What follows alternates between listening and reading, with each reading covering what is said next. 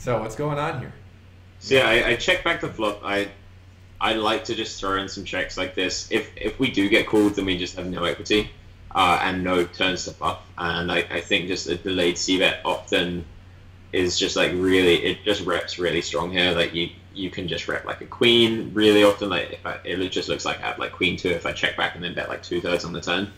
Right. So yeah, there are some kind of boards I like to do this on. Like ace high dry boards are a really good one to check back air on as well.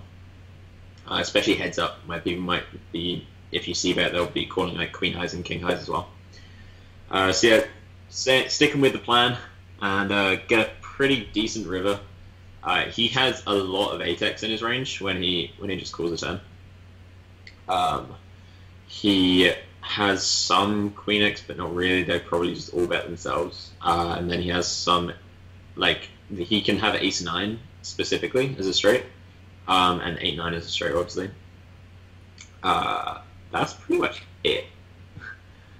So yeah, I was just like trying to fold him off an 8 definitely, and I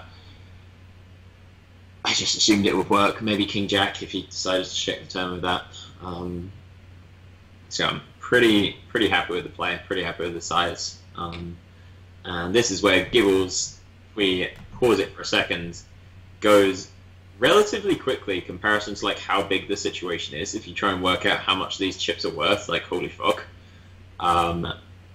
good like 100k in there. But it does it within like 6 or 7 seconds. This is one of the things that I really felt like Gibbles had shown that he had these timing tells, and he wasn't like particularly aware of what his timing tells meant. He wasn't like throwing some fake ones out there or anything. And this is just like one of the situations where intuition comes into it a lot, and it just really felt to me. Should play the hand first, because I don't want to like spoiler, but I kind of have already spoiled it. But it's one of the situations where if someone had like a flush here, like a good flush, he would probably want the tank into his time bank to make it look like he's considering bluffing. And when someone has a bluff, they want to do it quickly to make it look like they have an easy decision. And it's just that kind of like simple, when they act strong, they're weak, and when they act weak, they're strong, that you hear about in rounders. So that was a good moment for me. So, not gonna lie, I don't usually celebrate whilst I'm playing too much, but that day I was, and after that hand, Ben and I kind of erupted. Because like when I scrolled it up to all in, and I could just see Ben in the corner of my eye being like, what? But just like, do it. And I think he probably had similar thoughts to me. It's like, first of all, it's the timing thing, which is like really obvious when it's in a river spot. Second of all, what's he really repping? Like, he can have some flushes, which he's now trying to get value from a straight.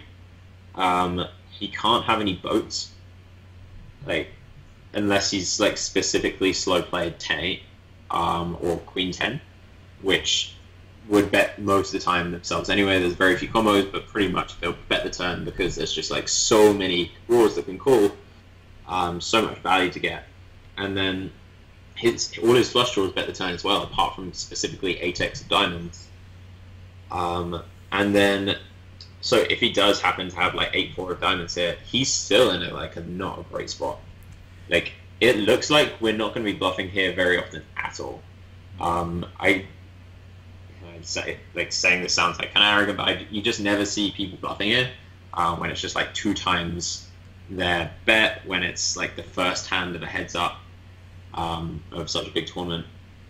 And if you think about the hands that we can have after we check back, we can have queens, we can have 10s, we can have queen 10, we can have, I don't know, like a trapped jack 10, we can have jacks, we can have 8s.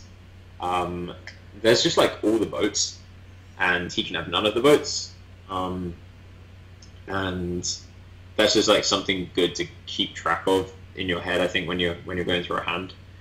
So yeah, all of those things put together, plus the dynamics of just like, I don't think people, even if he did have a flush, I don't think he's going to call. I don't know. I think it's just like I would be shoving here with my entire range kind of spot. Maybe I wouldn't if I had just like some type of flush, like a small flush. I might decide to call.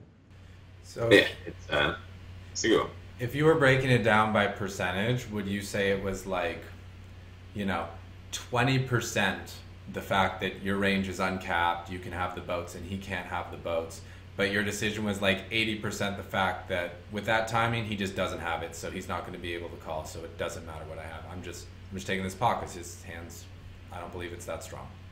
Yeah, I would say 20% perspective of my range and 80% perspective of his range. So like his range would be broken down into the duality of like his timing was kind of quick and weak in this specific spot. Quick's not always weak, but I think in this spot it is. And then also his range is just like what is value range, like ace of diamonds and ace of diamonds, and naming all those. So yeah, I think mainly just from his side and exploited against his, and then also the other 20%'s our range is super uncapped, and it looks really strong after we like people tend to bluff once they've checked back a flop. They tend not to try and rep a boat once they've checked back. Like here's a hint for people out there: if someone like opens button, you defend with 9-8, and it comes Jack 8-3 rainbow. They check back, and then the turns an 8, you bet, and they call, and the river's 3, you bet, and they raise. They have it, 100%. Like no one tries to rep shit when, and this is a good thing. Like if you're in their position, checking back and doing some weird block raises against thinking players is you get to print so much money. Yeah, it's just some situations where psychologically people. They don't want their bluff to make no sense, because like you feel so dumb if you make a bluff that looks like it makes no sense, and they just like snap with like bottom pair. So it's that kind of leveling spot I think really can separate some like pretty good GTO-ish players from like the extremely good exploited players like the Mustafa Khanets of the world. So that's, I'm just going to put a disclaimer out there to protect Charlie from any legal action or suing. When Charlie says 100%, he means 99%, maybe 99.9, but there's a tiny part that he just feels isn't worth mentioning, but it is there. So 100, Charlie 100 equals everyone else's 99 to 99.9. Did you just like, this product kills 99.9% of bacteria me? That's what I did. What I did. And man, thank you for breaking this one down, because I was so curious about this hand. When I saw it and when I did the review initially on my own, I was just like, what the, like I knew he was. I really enjoyed your reaction. It was a nice one. We're talking about you being absurd, and this is why they think you're absurd, Charlie. Like you do this on the biggest stage when everyone's watching. You're like, yeah. Yeah. Oh, one of the thoughts that I think just before I pressed the all in button, I said to Ben.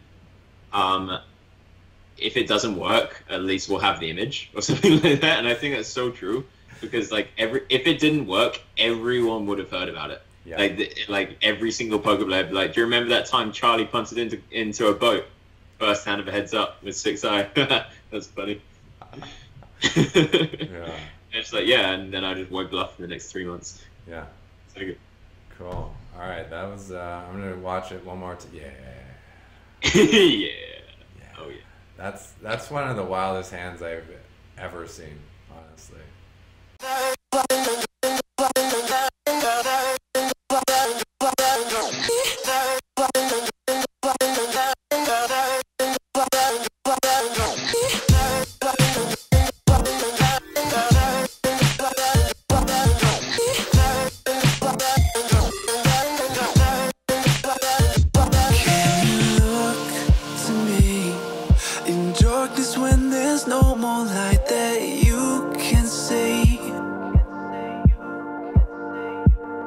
I'll take us back to times when lives were similar and times that all seemed easier. Don't be afraid, I'll be the one to guide you through